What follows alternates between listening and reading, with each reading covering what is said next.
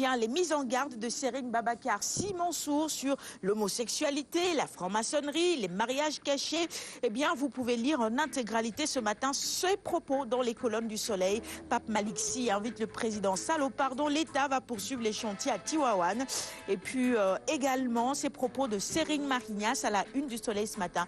L'islam unique, rempart contre les atrocités dans le monde. À la une aussi, la région de Kédougou avec la douane qui saisit 1,44 tonnes de chanvre indien. Et puis le sport avec Liverpool, Manchester City, c'est 3-1. La tête plongeante de Sadio Mané pour répondre évidemment à Pep Guardiola. Vous avez peut-être lu les commentaires sur les réseaux sociaux.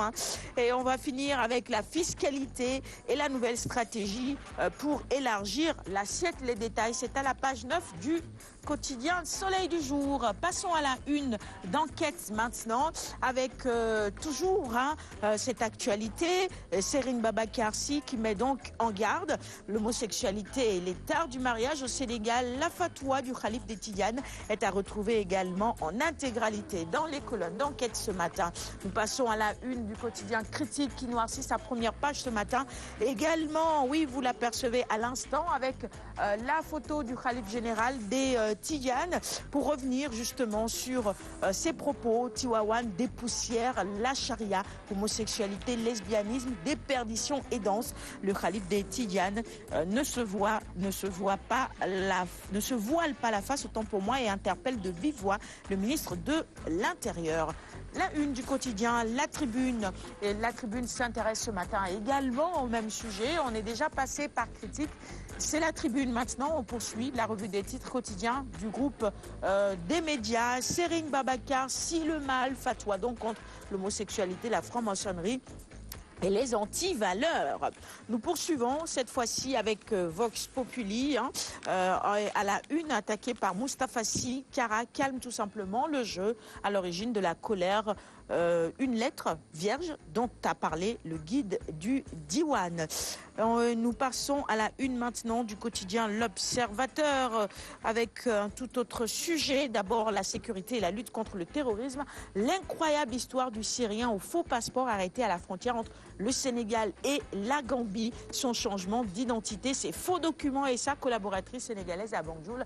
Eh bien les détails tout simplement dans l'Obs de ce matin. Autre titre, le trafic international de drogue avec les visages de la cocaïne. Ces visages qui sont présentés à la une de l'Obs ce matin, évidemment un peu floutés. Révélation sur les personnes interpellées dans l'affaire des 700 kg de drogue dure saisie en mer.